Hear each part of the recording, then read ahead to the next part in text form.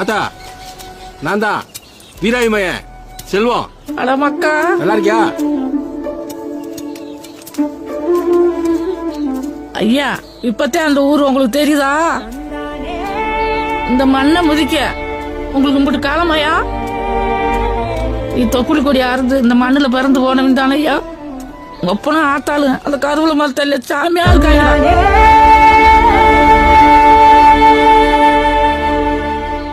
ஐயா உன்ன மடியில உட்கார வச்ச காது ஊத்துன மாமே, திருவிழாவுக்கு தூக்கிட்டு போன சித்தப்பையன் எல்லாம் அந்த மண்ணோட மண்ணா போயிட்டாங்கடா. ஐயா இது ஊர்லடா, உங்க வேறுடா.